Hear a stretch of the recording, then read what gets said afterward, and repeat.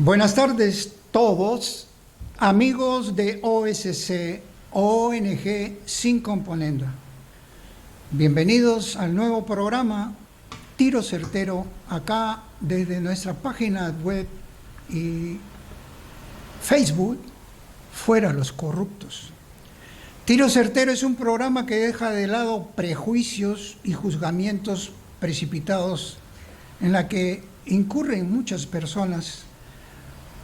Tienen muchas veces el propósito de descalificar, desacreditar a aquellos que no opinan conforme consideran ellos que deben ser los hechos, las perspectivas y las cosas conforme a sus pensamientos. Eso no es el propósito de Tiro Certero. Por el contrario, nosotros vamos a diferenciar lo que son las opiniones e informaciones que se dan a través de los medios de comunicación y de las redes sociales.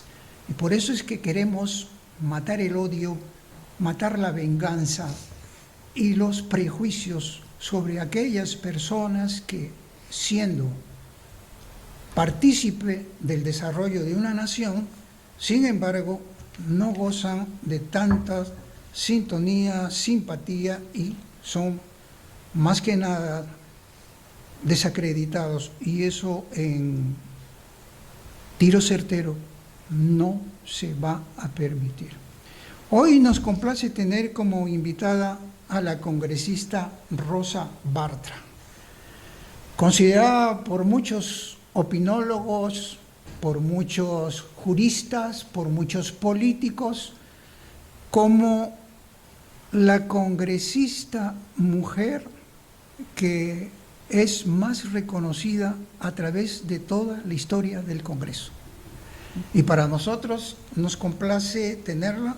Bienvenida, doctora Rosa Bartra, aquí en este programa de Tiro Certero del 7 de enero del 2020. Muchísimas gracias a usted por la invitación, a la ONG que usted preside. Hacen falta más organizaciones no gubernamentales que se preocupen por la vida, que se preocupen por la familia, que reivindiquen los valores cristianos antes que pretender tomar el Estado, como otras, pretender copar las instituciones o pretender gobernar sin que tengan el poder real para hacerlo. Así que yo feliz de poder participar en su primer programa y además tener la conversación que el Perú espera, y además agradecerle que repita ese reconocimiento que muchos han hecho de mi trabajo. En realidad yo llegué al Congreso para servir, juré por eso no solamente defender la Constitución, sino también poner al Congreso al servicio del pueblo. Doctora, lo que queremos es un poco diferenciar, para no ser repetitivo, las constantes entrevistas que le hacen en los medios de comunicación, y tratar de profundizar algunos aspectos que no lo tocan o que lo esquivan por último. Pero voy a repasar y poner en conocimiento a todos los que nos están viendo que la doctora tiene 3 profesiones: es química farmacéutica, es abogada, es educadora y es una de las políticas revelación de los últimos tiempos. Madre de 2 hijos, defensora de la vida y de la familia, y muy importante, es abanderada de la lucha contra la corrupción, que es uno de los pilares fundamentales de nuestra institución: la lucha contra la corrupción y la defensa de los derechos humanos desde la concepción. Esos 2 aspectos hacen que nosotros centremos la estructura de este programa hoy día, teniéndola a usted como invitada, para hablar un poco de corrupción, hablar un poco de derechos humanos, hablar un poco del proceso migratorio y algunos aspectos vinculados a la educación también. Mi primera pregunta sería en cuanto al campo de la corrupción. Mucho se habla de corrupción, se hace foros, se hace eventos, y la mayoría es teoría, academia, invitados hasta internacionales, y la corrupción aquí en el país sigue tan igual de hace 30 años atrás. No ha variado nada. Se entiende, como antes se dijo, si todo cambia y no cambia el hombre, nada habrá cambiado. Así es. Entonces, la corrupción hay que mirarla desde otra perspectiva.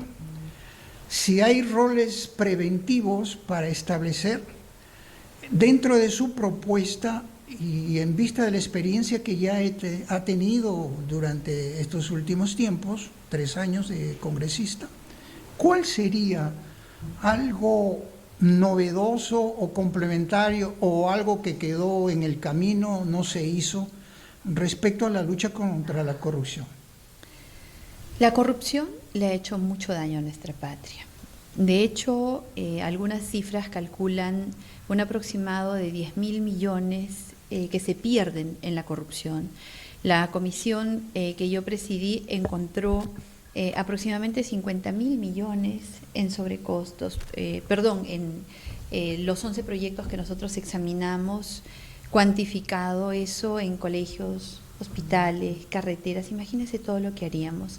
Hay algo que es bastante malo y a veces no nos damos cuenta. Es que con la corrupción perdemos absolutamente todos. Nadie gana con la corrupción. Y es como un cáncer. Cuando este se instala, empieza a penetrarlo absolutamente todo. Así como el cáncer, que de un tumor empieza a hacer metástasis y termina invadiendo y destruyendo al organismo del cual se apodera, exactamente igual es la corrupción. Y le ha hecho tanto daño a nuestro país, probablemente hasta incluso más que el terrorismo. La corrupción se ha instalado en nuestra patria y lo ha pervertido todo. Y se ha hecho desde el Estado, que es lo peor. Quienes tenían el deber de cautelarnos, quienes tenían el deber de protegernos, quienes tenían el deber de la probidad, porque para eso habían sido investidos con el poder que les había dado el pueblo, se arrodillaron y se acostaron con la corrupción.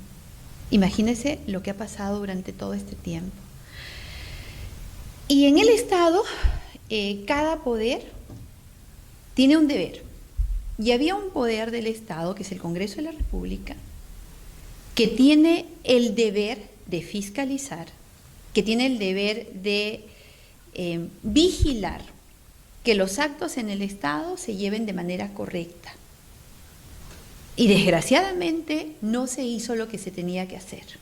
No se vigiló lo que se tenía que vigilar, no se fiscalizó lo que se tenía que fiscalizar.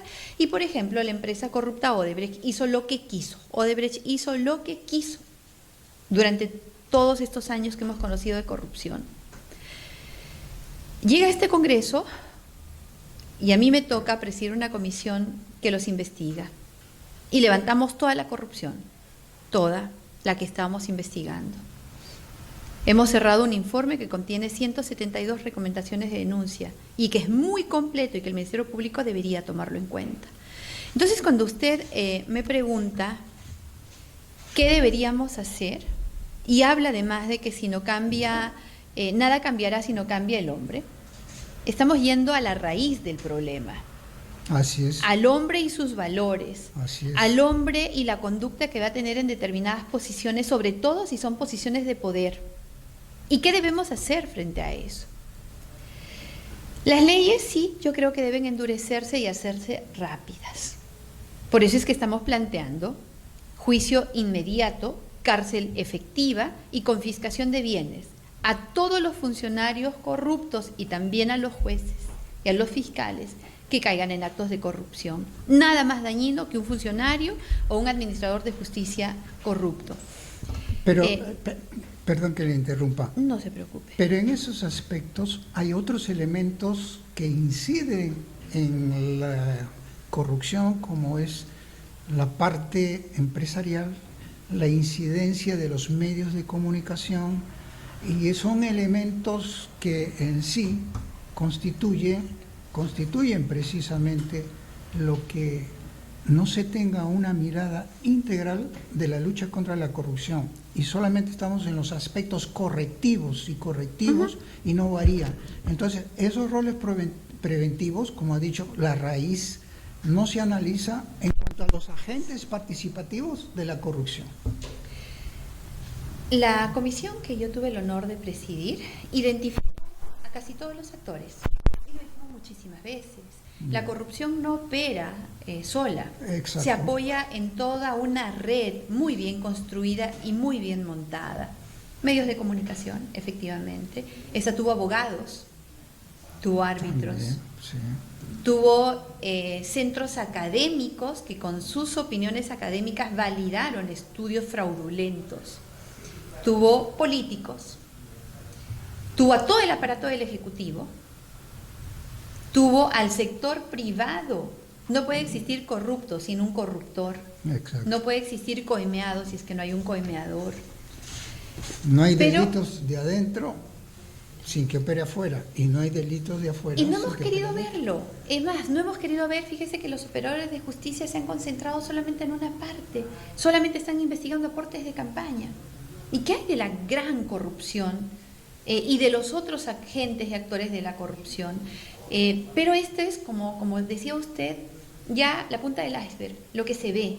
Pero tenemos un problema de fondo en la sociedad que viene desde la formación misma en los colegios. ¿Cómo estamos formando a nuestros niños? ¿Qué tan intolerantes con la corrupción los volvemos? ¿O qué tan tolerantes?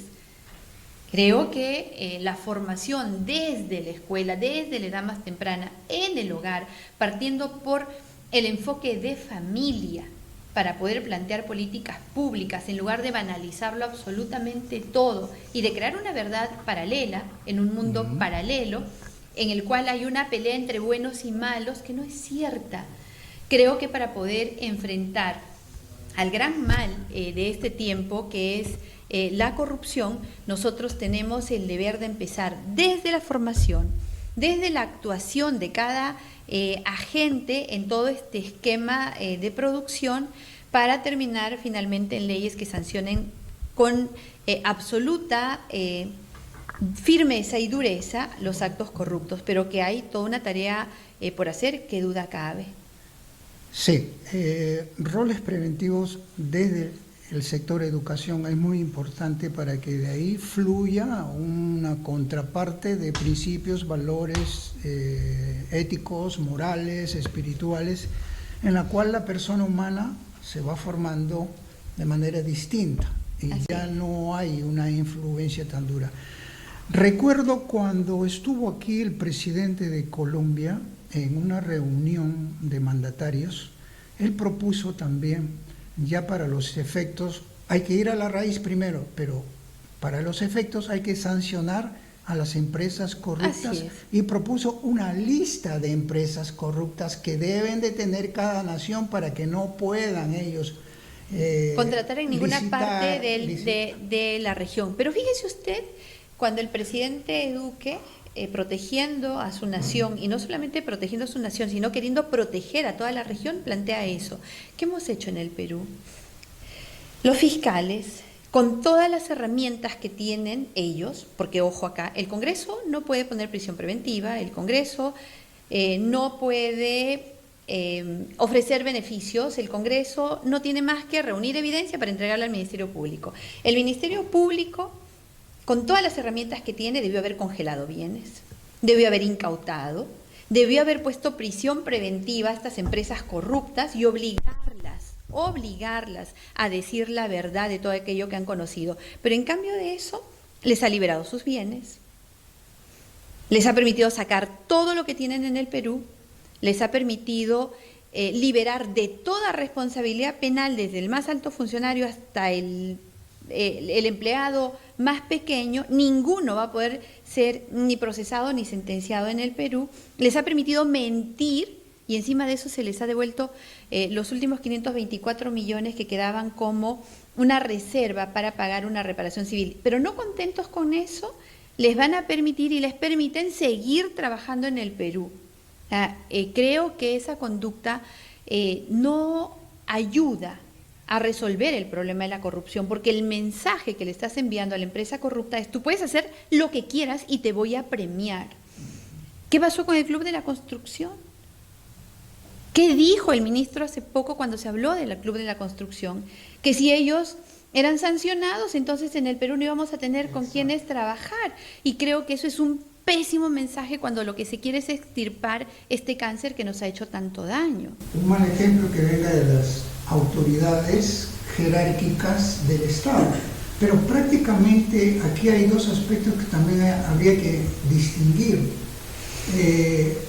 El gobierno de turno fabrica lo que viene a ser ya una proyección de lobbies, de negocios, de trabajos con empresas, y eso tiene que ver con aquellos que intervienen para poder facilitar campañas. Entonces, todos los partidos, mientras estén vinculados a esos aspectos, ¿cuál va a ser la respuesta? En Solidaridad Nacional, nosotros hemos diseñado un plan de trabajo y una estrategia de desarrollo para nuestra patria que aleja cualquier tipo de compromiso con cualquier empresa que tenga un interés particular. Nosotros defendemos el interés colectivo, el interés de la población. Rechazamos cualquier tipo de práctica corrupta, absolutamente. Y tenemos firmeza para defender nuestros principios. Creemos que se puede forjar un Perú diferente si trabajas con un enfoque real de solución de los problemas que hay. Queremos alejarnos por completo de cualquier práctica corrupta desde su génesis. Planteamos por eso un trabajo diferente. Nos conocen a quienes estamos participando ahora en la lista. Se ha buscado que sea una lista homogénea, en pensamiento, que tenga claro a dónde va. Entonces, mire, primero, nosotros hemos buscado definirnos y que la gente sepa qué esperar de nosotros. Porque el no estar en ningún lado para tratar de caerle bien a todos ya nos dice mal. A nosotros, definición. ¿Qué pensamos, qué defendemos y qué proponemos? En ese esquema, creemos que nuestro país, que está en grave crisis por la corrupción, que lo ha degenerado absolutamente todo, una política de Estado que ataque el problema desde su raíz. Trabajar para recuperar la seguridad. Todos los días mueren compatriotas nuestros en manos de los delincuentes. ¿Qué vamos a hacer con eso? Tenemos propuestas claras ahí. ¿Qué vamos a hacer y qué posición tenemos con respecto a la defensa de la vida, de la familia? ¿Qué hacer con respecto al derecho a la libertad, a la propiedad? Entonces, podemos ir desarrollando eso, ese tema de defensa de la pero partimos, como le digo, de saber que en Solidaridad Nacional tenemos muy claro a dónde vamos y tenemos muy claro qué proponemos. Alguna vez escuché de políticos de antaños decir, si un político no conoce el carácter del pueblo, la psicología del pueblo, no puede tener la capacidad de asistir a sus necesidades y de ver un objetivo final para bien de la patria. ¿Usted comparte esas opiniones? Absolutamente.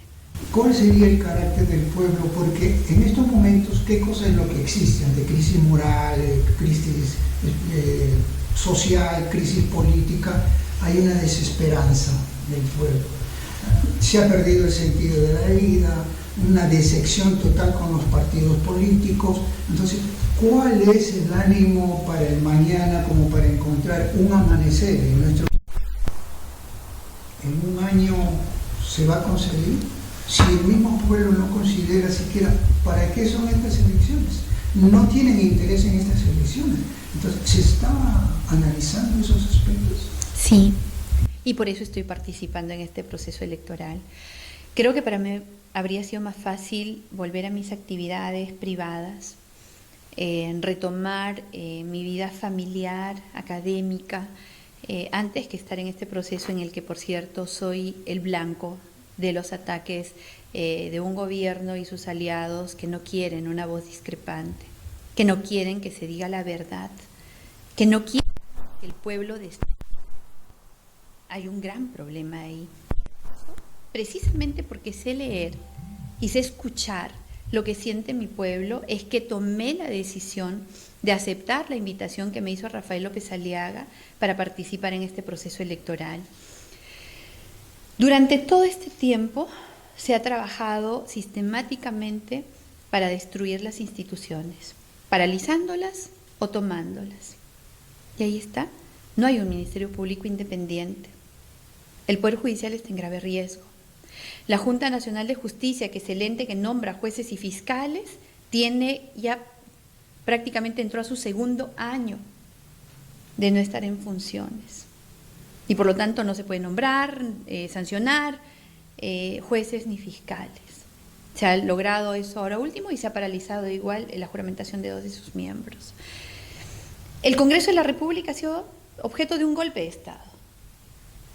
Y no se quiere que se diga nada porque lo que se busca es concentrar el poder para poder gobernar sin control, que es lo que tiene el señor Vizcarra en este momento. Y se ha logrado trasladar todos los problemas de la patria, la inseguridad, la falta de empleo, la pobreza, el problema del transporte y todos los problemas, salud, educación, y podría seguir al Congreso de la República. Pero ¿sabe qué? No es verdad. Hay un responsable que es el que tiene el poder y el dinero para poder generar políticas públicas que nos salven del miedo y la inseguridad, para generar políticas públicas que generen empleo, que promuevan el desarrollo del emprendedor, que protejan a las mujeres y a los niños, que generen la recuperación de la paz en lugar de promover el odio entre peruanos. Y ese responsable es el presidente de la República y sus ministros. Y ellos están ausentes de la responsabilidad. Entonces, creo que hay un deber de comunicar, de hablar, de difundir la verdad.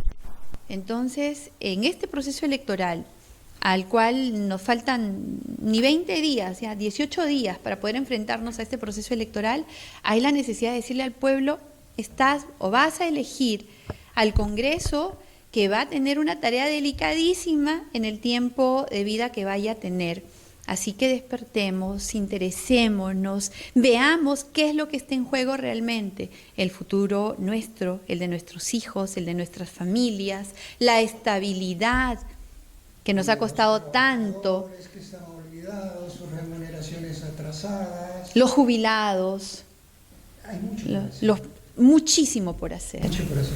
La pregunta final para pasar ya a la temática, ¿y por qué el Partido Solidaridad Nacional, que está cuestionado, su anterior jefe, por decir, el señor Castañeda, sigue cuestionado y está atrayendo más bien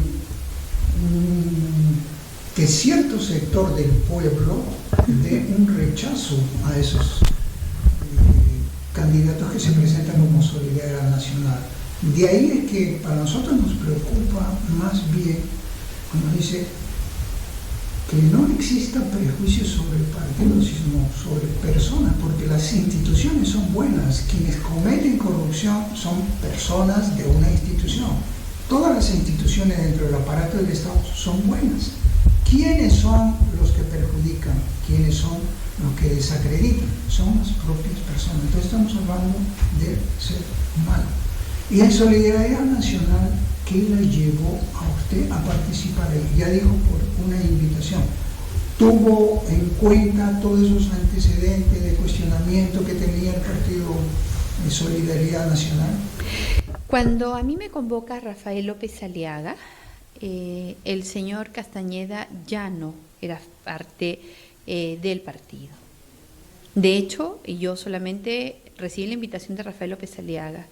El señor Castañeda está respondiendo en un proceso judicial y yo voy a dejar que sea la justicia la que determine su responsabilidad o no. En este momento él no tiene nada que hacer en este proceso electoral y tampoco en las decisiones que se están tomando en el partido.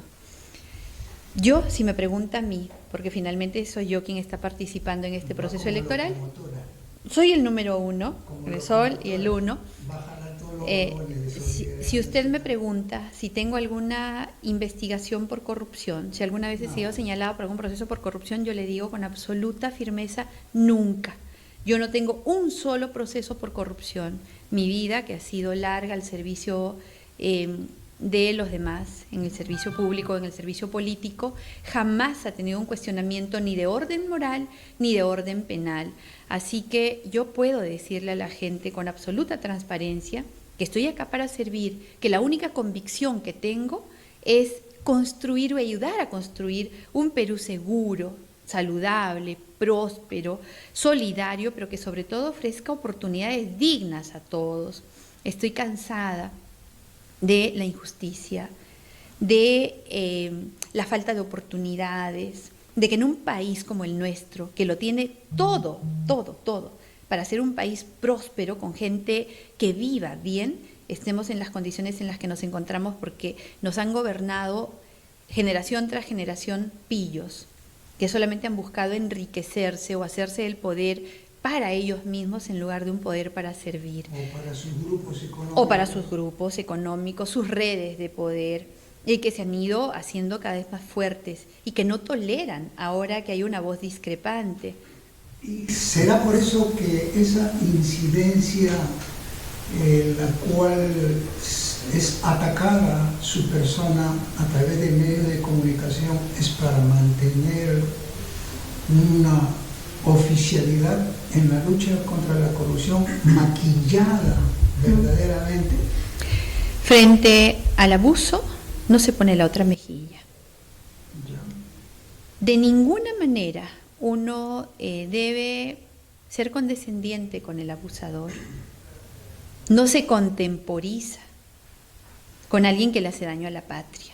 A la patria se la defiende, y se la defiende aún a costa de lo que nos puedan decir.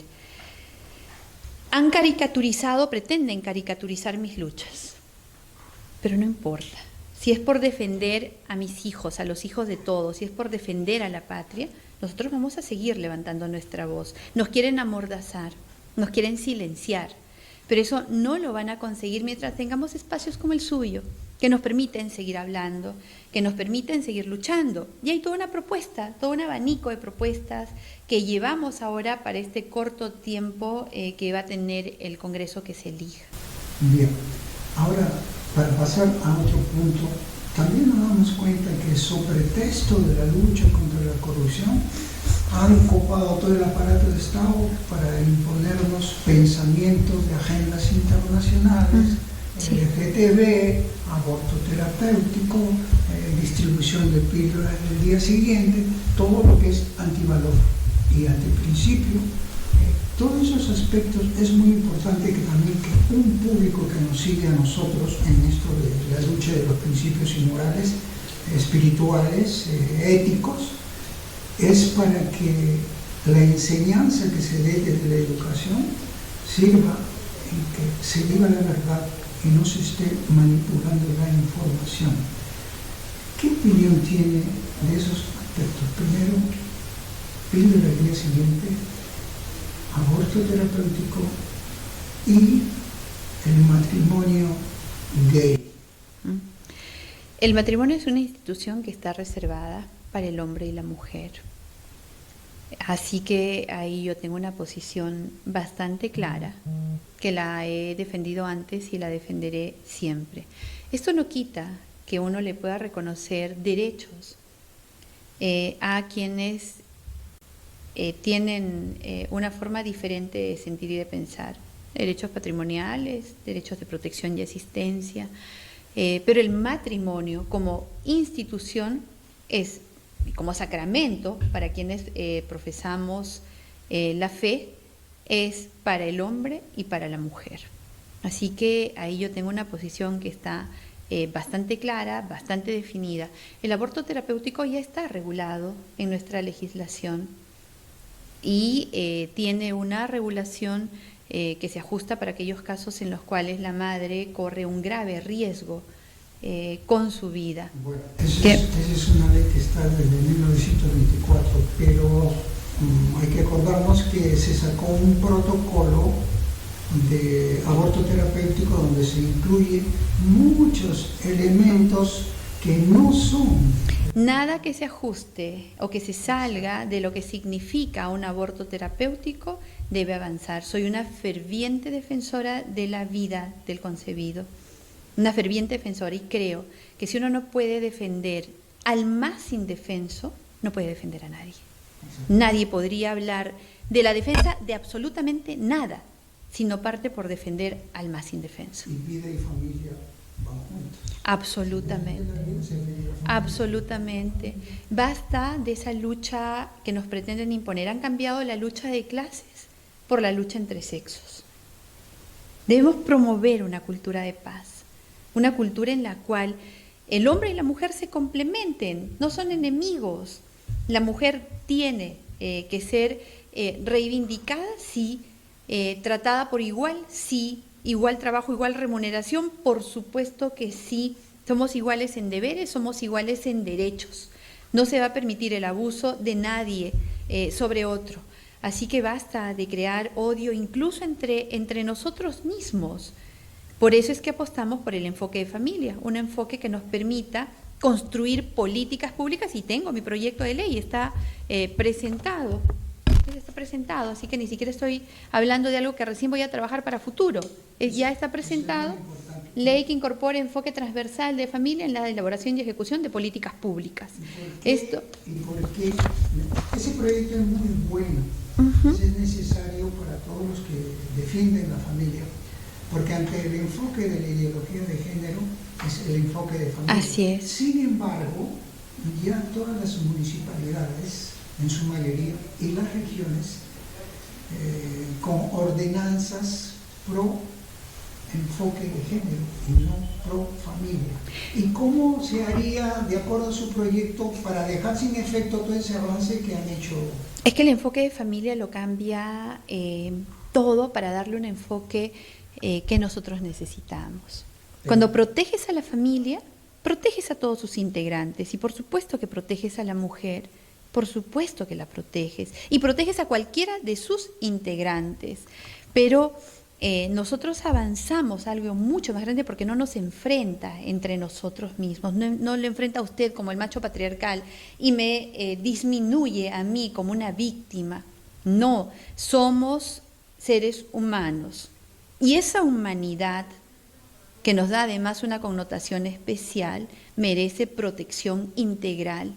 Y para eso un enfoque de familia nos va a ayudar a restaurar las relaciones entre nosotros mismos, enfocar bien el problema de la violencia y darle el tratamiento adecuado, de tal manera que vayamos hacia una cultura de paz y no de guerra, hacia una cultura de crecimiento y no de enfrentamiento, hacia una cultura que permita mejorar la educación, mejorar la salud, mejorar el empleo, todo desde una perspectiva de familia. Dígame usted si no esperamos nosotros felices el fin de semana para compartir con los nuestros. Claro. Usted como educadora, ¿qué opina de lo que está obrando en estos momentos SUNEDU? Porque de Minedu ya sabemos cómo están ellos al servicio de la agenda internacional que va imponiendo un tipo de educación para todas las naciones. ¿Y SUNEDU cómo ve? Porque se nos ocurre reflexionar en este sentido. Como lo que se desea es copar un pensamiento marxista, comunista, medio chavista. Si comenzamos a eliminar universidades que son opositoras y son luchadoras contra esos pensamientos, se ha eliminado a las peruanas, se ha eliminado a Garcilaso de la Vega, y los 100.000 alumnos, ¿dónde quedan? Si por lo menos son generaciones que tienen sus propias convicciones, sus propios pensamientos, ideas, para poder contrarrestar a algo que es diferente y que se quiere aquí unificar, para avasallar a nosotros todo este manejo educativo, ya no solo de la educación, sino universitario también. Fíjese todo lo que ha pasado con la educación en nuestra patria en los últimos tiempos. Hemos reescrito la historia del terrorismo. Ahora resulta que ya no fue terrorismo lo que tuvimos, del cual yo he sido una víctima que da testimonio de los crueles y salvajes que fueron los terroristas y de cómo nos asesinaban, cómo realmente diezmaban a las poblaciones y cómo nos sometieron al terror. Ellos no han cambiado mucho, han mutado y entendieron que como la lucha terrorista de las armas había sido combatida, se infiltraron en todos los demás espacios de la sociedad y los primeros que penetraron fueron la educación. Para reescribir la historia, le decía, con respecto al terrorismo y hablar de conflicto armado y un poco más, y han sido héroes los terroristas. Para enfrentar a los hombres con las mujeres, para relativizar nuestra esencia humana y llevarla a una construcción cultural. Tú ya no eres hombre ni eres mujer, eres lo que quieres ser. Y así han ido avanzando, desde la escuela chiquita, la secundaria o la primaria, la secundaria, la educación superior, avanzando hacia una forma única de pensamiento y en la cual cualquiera que discrepe se convierte en un enemigo de aquello que es bueno. Y hay que tener mucho cuidado con eso. Quiero referirme estrictamente a lo que usted me acaba de preguntar. Los alumnos son víctimas y se hace urgente que se recupere la autonomía de la universidad. La universidad es fuente generadora de conocimiento, fuente generadora de pensamiento en libertad absoluta. Nada puede someter a la universidad. Y en este momento la universidad está sometida al Ministerio de Educación. Ha perdido autonomía. Y eso se tiene que cambiar. La universidad tiene que ser autónoma. Y fíjese usted lo que ha traído consigo la reforma universitaria. Que tengamos en este momento a los jóvenes que este año han podido graduarse, pero en el año que viene no. Se han incrementado exigencias, pero no se ha incrementado presupuesto que mejore sus capacidades. Se les exige investigación, pero no se ha hecho inversión para que hagan investigación de verdad. Se les exige dominio de idiomas, pero no se ha invertido para que ellos desarrollen las capacidades en idiomas. ¿Qué significa esto? Que a los padres o a los alumnos que se autosostienen tengan que incrementar gastos para investigación, incrementar gastos para desarrollo de habilidades en otro idioma. Y esto tiene que cambiar. Si nosotros vamos hacia una universidad pública de calidad, se tiene que hacer inversión real en aquello que es importante. Y esos 100.000 alumnos que se han quedado de pronto en una situación de inestabilidad, dadas las exigencias de SUNEDU, se les tiene que dar una solución inmediata. Las víctimas no pueden ser los más débiles. Las víctimas no pueden ser los estudiantes, porque no es culpa del estudiante. No pueden decir que si había una oferta educativa formal en el mercado, el estudiante no tenía que optar por ella, que estaba validada. Así que espero que haya una solución pronta y que estos jóvenes recuperen de inmediato la posibilidad de obtener un título universitario que les dé autonomía con una buena educación. ¿Y qué le parece la idea de que se propone que todos aquellos alumnos pasen a César Vallejo? No conozco esta propuesta, pero creo que habría que estudiar muchísimo qué hay detrás de eso. ¿Qué hay detrás de eso? Y tendría que descartarse cualquier objetivo de sometimiento al pensamiento único o de sometimiento al poder económico. Usted tiene bastante conocimiento de lo que es el nuevo orden mundial. ¿Cómo es que se ha diseñado el pensamiento? Y el marxismo cultural, la ideología de género. Y todo el manejo de un proyecto político religioso que se desarrolla a nivel mundial para que todo sea único. Pensamiento único. Y si piensas diferente a lo que es correcto, a lo que está bien, inmediatamente eres objeto de escarnio. Mire lo que pasa conmigo. Así es. Mire lo que pasa conmigo. Insisto, no tengo una sola denuncia por corrupción. Mi vida entera da cuenta de una conducta que ha buscado hacer siempre lo correcto, respetar la ley, respetar la Constitución, respetar los espacios de los demás. Y mire todo lo que se permite que se me diga. Dentro de esa mecánica mundial globalizada que existe, también está el aspecto migratorio. Le escuché la vez pasada mencionar sobre esos temas migratorios que no ha habido un control necesario y sobre todo teniendo en consideración que aquí en el país el ingreso de muchos venezolanos está trayendo consecuencias perjudiciales también al país, según opinión de algunos, y otro que es una minoría de profesionales venezolanos y están contribuyendo a generar ayuda y riqueza en el país. Quien quiera venir a nuestra patria a trabajar, a servir, a respetar las leyes y a someterse a ellas es bienvenido. Pero alguien que viene y comete delitos, no obedece nuestra ley, tiene que ser inmediatamente expulsado. Yo tengo una propuesta legislativa que pienso presentarle en el primer día de mi función legislativa y que tiene que ver con la expulsión inmediata de extranjeros, en general extranjeros, que cometan delitos, así sean delitos de bagatela.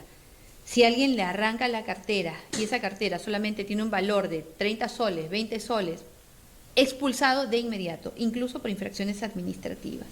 El que venga a nuestra patria tiene que someterse a las leyes de nuestra patria y no vamos a tolerar, sin actuar, que vengan y cometan delitos que atenten contra la integridad de nuestros compatriotas, de ninguna manera. Y creo que ya es hora de tomar acciones que realmente respondan a una ola delictiva que es imparable. Eso no quita que con los delincuentes nacionales también se tenga la mayor mano dura. Pero doctora, recordemos que el año pasado se presentó el ministro de Relaciones Exteriores al Congreso para hablar sobre el pacto migratorio, que era una imposición a nivel mundial para todas las naciones. Y prácticamente el Congreso actuó como una mesa de partes y no hizo ninguna observación a ese pacto migratorio que hoy usted en estos momentos lo está diciendo. ¿Qué pasó? No hubo la reacción adecuada, y yo admito que debimos haber sido más rigurosos para revisar esto y no pasarlo tal cual. Lo admito y creo que debemos enmendarlo. Y por eso es que estoy levantando esta propuesta, por ejemplo. Y creo que debemos revisar absolutamente toda nuestra política migratoria. Absolutamente. Nosotros no podemos someternos a ningún orden mundial que termine perjudicando. Fronteras abiertas, dicen. No hay fronteras abiertas porque desgraciadamente tenemos que cuidar a nuestros connacionales.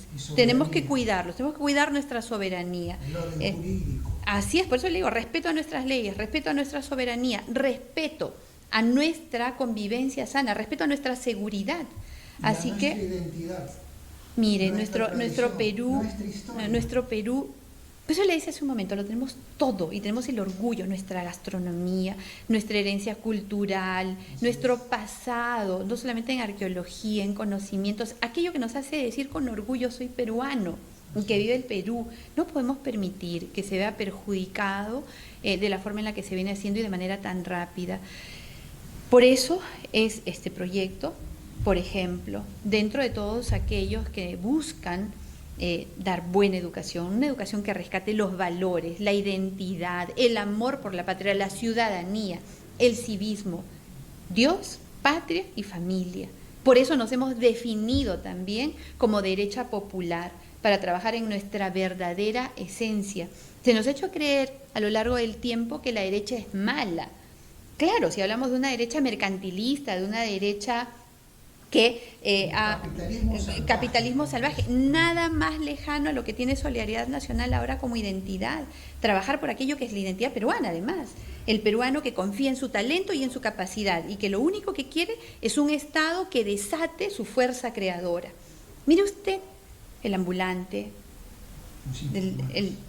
todos los emergentes, el que empieza con su chifa en su casa, su menú dentro de la casa o en una carretilla o vendiendo sobre un plástico en la calle o que vende una gaseosita al paso. ¿Acaso están esperando algo más del Estado que no sea facilidades para desarrollarse de acuerdo a su fuerza, su esfuerzo y su talento? ¿Para qué estudia alguien de derecha popular? ¿Para tener un título? No, estudia para saber, para emprender, para crecer. ¿Por qué es que ahora estamos presentando como propuesta que los intereses bancarios y de las tarjetas de crédito dejen de ser abusivos? Porque queremos que el pueblo acceda a ellos y que no se vea asfixiado por intereses abusivos, sino que pueda tener forma de mover capital para seguir creciendo. Eso es la derecha popular, una derecha que no le está pidiendo al Estado y no está responsabilizando a otro de sus problemas, como la izquierda, que de todo tiene la culpa un tercero. En la derecha popular creemos en nuestro talento, en nuestra fuerza, creemos en nuestras familias, creemos en Dios, en nuestras capacidades y solo queremos facilidades por parte del Estado, que no nos asfixie. O sea, Que no... Solidaridad Nacional se define como derecha popular, así es. Sí, y somos conservadores en el sentido de conservar nuestras tradiciones, conservar el orden natural, conservar nuestra identidad, aquello que se pretende... Es una riqueza de la nación. Así es. Entonces dicen conservadores como algo muy malo, ¿no? No, conservar nuestra identidad, nuestra riqueza cultural, nuestra definición propia. Y sobre todo que tiene un soporte jurídico en la propia Constitución. En la Constitución, a la cual debemos defender. No está escrita en piedra, es verdad. Y ya hay cosas que deben ser modificadas, hay aspectos que deben ser modificados, pero...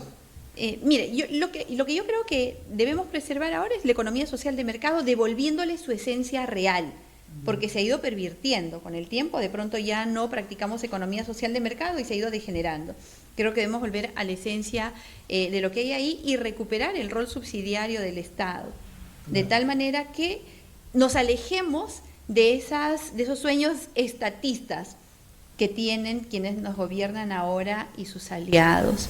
Así que el debate de lo que se tenga que mejorar tiene que ser sereno también. Y para terminar, ¿qué otras propuestas?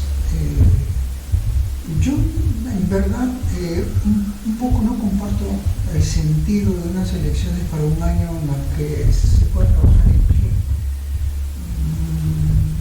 Me hubiera gustado más bien nuevas elecciones generales y también ahí a la parte. El señor Vizcarra dijo que nos teníamos que ir todos, pero nos fuimos, se fue el Congreso y él se quedó. ¿Cuánto nos ha costado sus reformas, la preparación de todas estas elecciones también son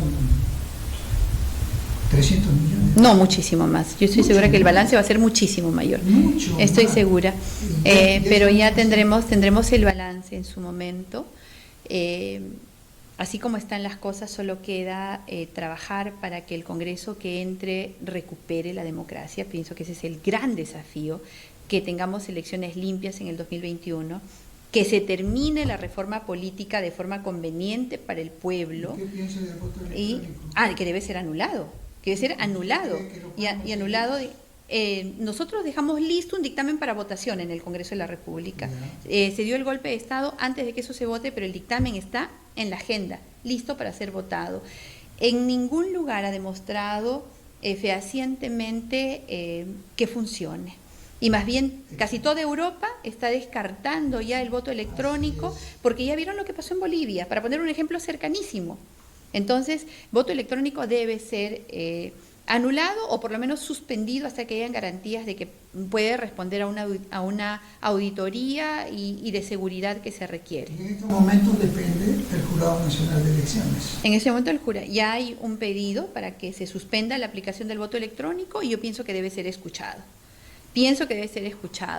Ya estamos ante una inminente elección, lo que hay que hacer es tratar de generar siquiera interés en el ciudadano.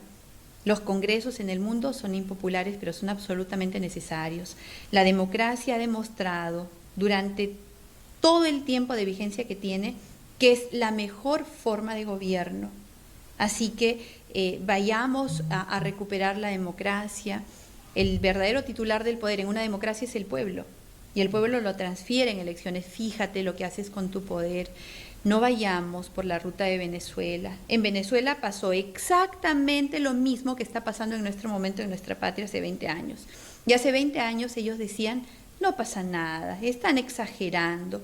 Pregúntenle a cualquier víctima del chavismo que todos tenemos cerca. Pregúntenles cómo empezó este drama en su país. Y les van a describir una situación exactamente igual a la que vivimos ahora.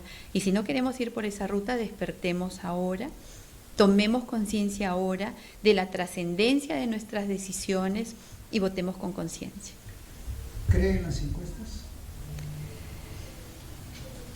Las encuestas son fotos del momento, muchas de ellas creo que no tienen una metodología adecuada, no responden necesariamente al sentir de la población, así que yo creo que son instrumentos referenciales que hay que tomar con cuidado.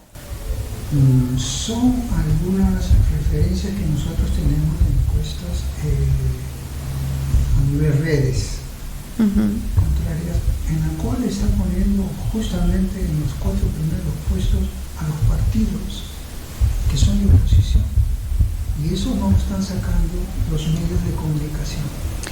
Hace 2 semanas que no conocemos encuestas, es bastante sospechoso que no se conozcan encuestas. Por eso, una vez más, yo quiero apelar a quienes nos escuchan en este momento. Estamos frente a una decisión trascendental para la vida de nuestra patria. Lleguemos al Bicentenario con esperanza, pero para poder tener esperanza en el Bicentenario depende mucho de cómo votes este 26 de enero. Apuesta por la democracia, apuesta por la vida, por la familia, apuesta por la libertad, apuesta por ti. Por eso es que estamos pidiendo el voto para Solidaridad Nacional, y para el Congreso te estoy pidiendo tu apoyo. Apoya en cualquier lugar del Perú, no solamente en Lima, en cualquier lugar del Perú. Marca el sol. Es hora de acabar con la oscuridad y el miedo, es hora de encender la luz de la esperanza, de la alegría, del calor. Por eso es que te invitamos a formar parte de la filosofía solidaria, aquella que piensa más en los que tienen menos, aquella que cree en la libertad absoluta para crear, para emprender, aquella que cree en una educación de calidad, aquella que cree en los hospitales solidarios, el mejor ejemplo de lo que se puede hacer para atender con humanidad, con calidad y de manera accesible tus problemas de salud. Si votas por Solidaridad, vamos a apostar para que haya un hospital de la solidaridad en cada lugar cercano al que tú te encuentres. Vamos a trabajar para que no hayan intereses abusivos en los créditos en los bancos. Vamos a trabajar para que estés más seguro, para que los delincuentes extranjeros sean expulsados de inmediato. Vamos a trabajar para enfrentar frontalmente a la corrupción y para mejorar la calidad de vida de todos. Muchas gracias por habernos visitado, y esperamos contar con más personajes de Solidaridad Nacional, porque hemos visto que hay varios, son pro vida, pro familia, y vamos a ver también si esas propuestas que están haciendo se logra consolidar con un voto masivo a favor de todos los partidos que están contra la dictadura maquillada en democracia y que está afectando los derechos de la ciudadanía peruana. La dictadura se disfraza, la dictadura se maquilla de democracia y finge elecciones. Por eso no permitas que esta sea una elección fingida, haz que tu voto cuente. Marque el sol. Muchas gracias.